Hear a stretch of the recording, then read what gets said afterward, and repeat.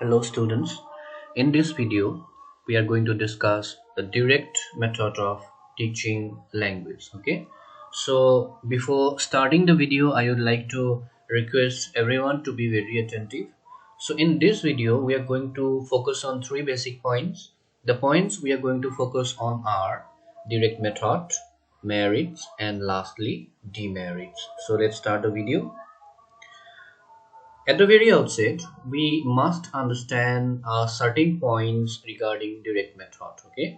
So what is the very first point? The very first point is that direct method is also known as natural method, and it is also known as reformed method. Now the question is, why direct method is also called natural method? As we understand that in direct method, no other languages are used, only the target language is used. That is the reason, we can say it is a natural method, because everything is taught naturally in this method without any help of other languages. So from that particular point of view, we can say direct method is also known as natural method. Now the second point, the second question is, why it is known as reformed method? So we understand the concept of what? Grammar translation method. So the grammar translation method is exactly, in a sense, we can say replaced, with one more method, that is direct method. So this is a replacing method. That is the point that it is reformed. From that particular point of view, we can say direct method is also known as reformed method. So this is all about the first point. Now what is the second point? The second point is, in direct method, lessons are in the target language. Target language means the language that the teacher is going to teach. It might be English, it might be Hindi, etc. So in direct method, we must understand that the lessons are in the target language. No other languages are involved. Now what is the third point? Visual aids are used to teach vocabulary. So here direct method believes in learning by doing. Getting the point? To teach vocabulary, the teacher must use certain audio visual aids. This is all about third point. What is the next point? Attention is placed on accuracy of pronunciation and grammar. Basically, focus is on the accuracy of pronunciation and the accuracy of using what? Grammar. What is the next point? No use of mother tongue. In direct method, mother tongue is not used. Only the target language is used. For example, if the teacher is teaching English, then he must use English language, while describing certain points. He cannot take help of mother tongue like grammar translation method. So from that particular point of view, we can say it is against what? Grammar translation method. What is the next point? Direct relation between thought and word. As we understand that in direct method, the target language is used, the English language is used. So from that particular point of view, we can say it has a relation, a direct relation between thought and word. What is the next point? Unit of speech. What is the unit of speech in direct method? The unit of speech in direct method is sentence. In grammar translation method, what is the unit of speech? Word. Why? Because each and every word is being translated from the target language to the mother tongue in grammar translation method. And what is the unit of speech in direct method? The unit of speech in direct method is what? Sentences. Now the last point is that in direct method, which method is used? Inductive method. Now we must understand what is the meaning of the word inductive. What is the meaning of inductive method? Inductive method means the teacher at the very outset, initially he or she will have to use certain examples, and after that, providing certain examples regarding anything, he will have to or she will have to explain the content. This is all about what? Inductive method. So these are all about what? Direct method. Now we will proceed to the next slide.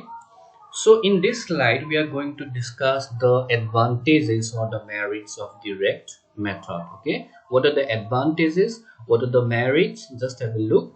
The first merit of direct method is students can ask questions in between the lecture. So this is one of the most important, okay, merits of direct method. What is the merit?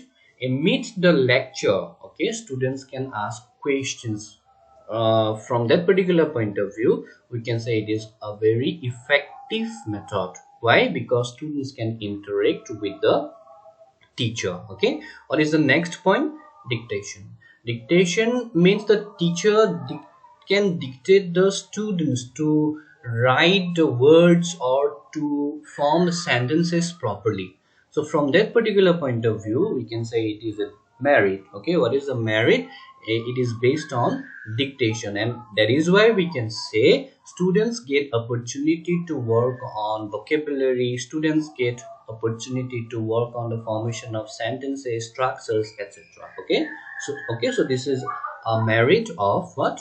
Direct method. What is the next point? Scope for students self-correction. So here in this method, we can understand that it provides the students a scope for self-correction, for self-analysis. Okay, so this is one of the advantages of what?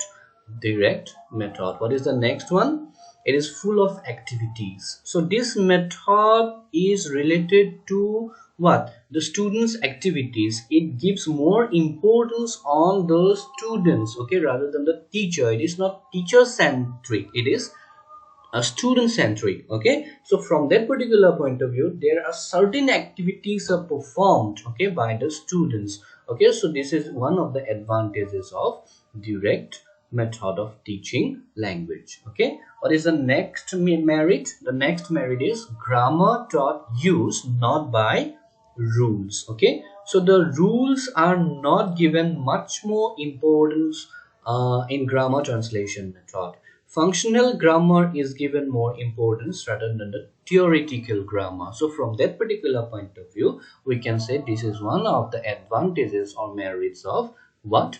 Direct method. And what is the last merit of direct method? It is a natural method, because here no other languages are involved, only the target language is involved, and the process of teaching learning a language is being followed. So that means, what is the process, what is the order of language skills? Listening, speaking, reading and writing. That particular order is being maintained, okay, in direct method. So these are all about the merits of direct method. Okay, so we'll proceed to the next slide now. In this slide, we are going to discuss demerits of direct method. What are the demerits? Just have a look. Number one, no translation. So here no other languages are used, only the target language is used. The teacher will have to use only the English language inside the classroom. He or she is not allowed to use any other language, okay, including the mother tongue. So from that particular point of view, we can say the students, okay, from the, in a sense, we can say whose intelligence is weak, okay, he or she might not understand the teacher. So this is one of the demerits of what? Direct method. What is the demerit? Translation is not involved in what? Direct method. What is the next point? Time taking. This method is time taking. Why? Because the teacher will have to use different ways, okay, will have, or she will have to use different audiovisual aids, and he will or she will have to go through different activities to make the students understand a certain thing, because translation is not allowed. So from that point of view, we can say it is time taking method. Okay, what is the next one? It is not suitable for overcrowded class. So suppose we can say that in a classroom there are lots of students, okay, and there are individual differences among them. Now if the class is very big, okay, it is overcrowded, then the teacher cannot make his teaching effective. So from that particular point of view, we can say this method, the direct method, is not suitable for overcrowded class. Okay, what is the next point? Individual differences got neglected. So we can understand that in the classroom there are different types of students. Getting the point? Some students might be brilliant, some students might be slow learners, etc. So if the teacher is going to use this direct method, then somewhere we can understand that individual differences got neglected, and as a result it does not become an effective method. Getting the point? Now what is the next point? The requirement of skilled teacher. So if the teacher is not an expert, or if the teacher cannot speak properly, cannot pronounce the word properly, then what happened? The students are not in a state to understand properly. So we can understand that in direct method, this requirement of skilled teacher is mandatory. If the teacher is not skilled, if the teacher is not expert, the students are deprived of learning the accurate thing. Getting the point? So this is a demerit. What is a demerit? It requires what? Skilled teacher. Okay, now this is the last point. This method is expensive. Why this method is expensive? Because in a classroom the teacher will have to use different audio visual aids. Okay, we'll have to in a sense we can say organize different activities to motivate or encourage the students and to make them understand. Okay, so from that point of view we can say it becomes expensive. Okay, so these are all about the demerits of direct method. Okay, so I hope you understand. Thank you. Keep learning.